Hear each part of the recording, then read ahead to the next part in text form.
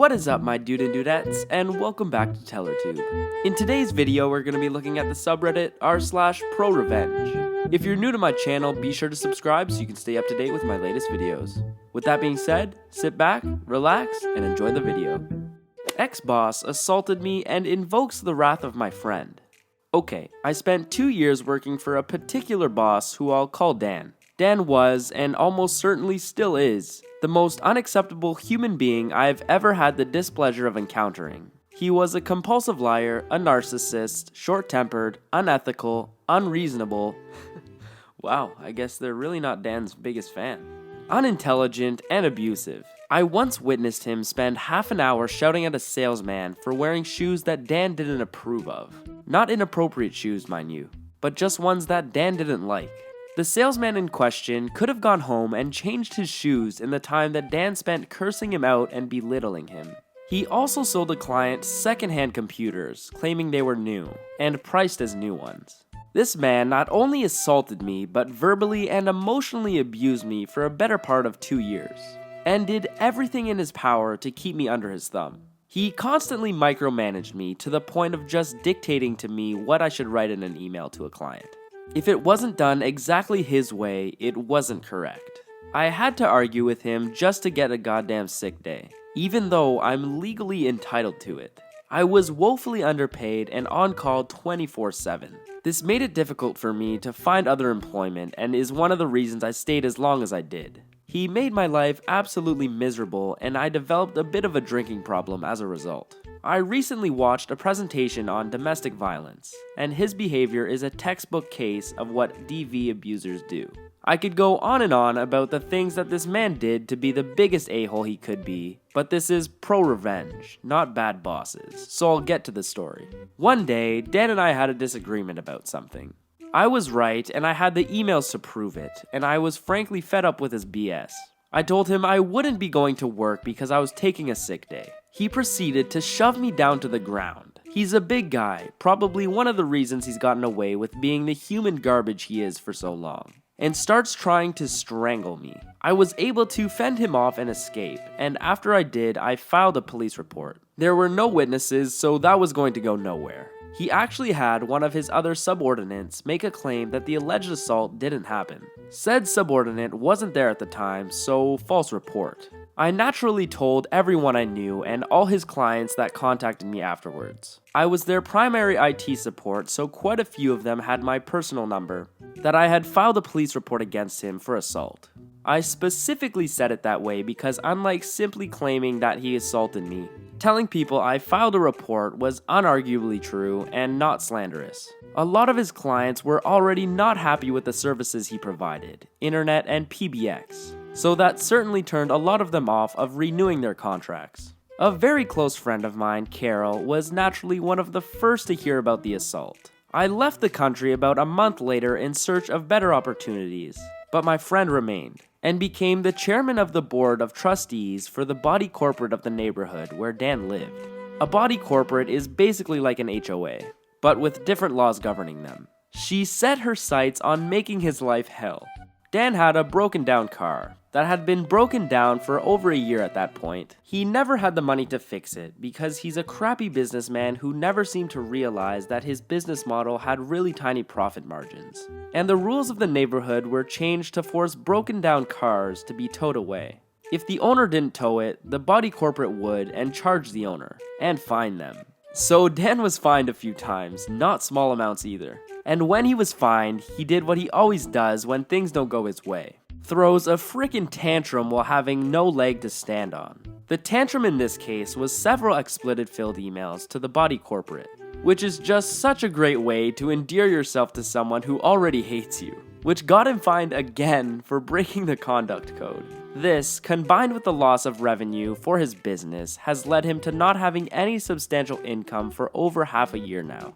He has no car nor the money to buy one. Several of his big clients are definitely not going to renew their contracts with him, and he appears to no longer have any staff in his employ. Nobody's seen anyone come to his house in months now, and the body corporate is pressuring his landlord to evict him. He's well and truly doomed. I'm living happily in another country now and got an awesome job that pays 20 times what working for him did. Yes, really, 20 times more money. That's how little I made under him. Sorry, Danny, you kinda deserve that one. Demand proof of illness? Hope you have eye bleach. I had a boss one time who was such a control freak that she demanded to know specifically why I was calling out sick.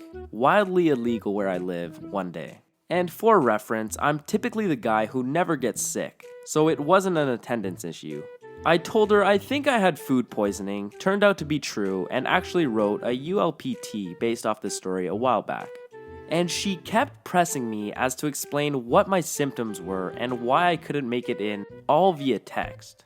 I had finally had enough and was like, look, I'm not physically capable of working today, and you are not allowed to ask me personal questions about illness and medical history.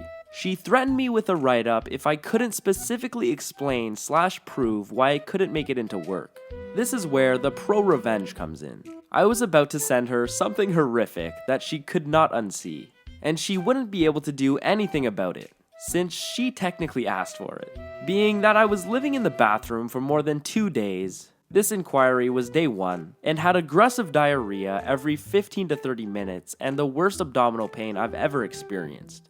I lost my crap, and took a pretty disgusting picture of me painting the bowl brown right before I flushed, and sent it to her. No joke, it looked like I power washed the inside of the toilet with feces and built the turd island in the middle of the water. It honestly looked like a poop volcano had erupted. I had no idea your bowels could contain so much. This is happening every 15 to 30 minutes and I haven't been able to leave the bathroom for the last 6 hours. Here is your proof. Check the timestamp. Also sent a screen of the timestamp. I'll let you know as soon as I can if I'll be in tomorrow. So after 3 days off, I showed up for my shift. Sleep deprived and sore from sleeping in the bathtub or on the floor for the past 2.5 days. A-hole not having any of it, but I was finally through the worst.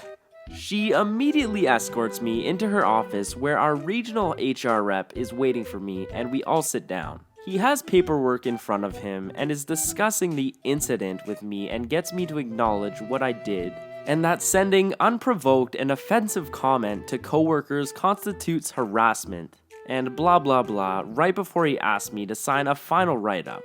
If you do something like this again, you're fired. Before signing, I asked him, did she tell you why I sent this? He was dumbfounded and said this isn't really excusable and basically handed me a screenshot printout of the text messages where this booger deleted everything in exchange in her phone but me saying sorry, but I need to take a sick day today, and the picture. I laughed and handed him my phone and said here is the full exchange. He asked me to leave and give them a few minutes. About 10 minutes later, he calls me in by myself and explained that what I already knew, that she was the harasser and that she had aggressively violated privacy laws and would be dealt with, and to call him if anything like this ever happens again. I found out from one of the assistant managers that she ended up getting a final written notice and was super close to being fired, and it prevented her from getting a big promotion that she was being looked at for. So if you ever come across a bonehead boss who wants to play doctor and question your sick leave, send them diarrhea pics and they'll either shut it or give you lawsuit material. I don't know about sending diarrhea pics, but whatever floats your boat. You took 200, you lost 21,000. So most users of computers will probably have some experience with this. You know when you're online shopping and sometimes a box pop-ups and says click this, promotion code, sign up, yada yada. My mistake, I first clicked the wrong X. They put a fake one on the top and I clicked it. I immediately shut the page and thought that was the end of it. Nope. So the site I bought the Hanukkah gift I was getting for my mother sold my credit card information to the pop-up. I activated that when I clicked the wrong X. I was a teenager, relatively new to my checking account.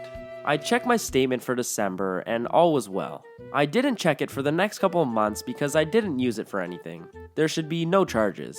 I know better now. When I did check, I noticed all these small insignificant charges that weren't mine. Always less than $10 and usually around $2. But the multiple charges added up to just over $200.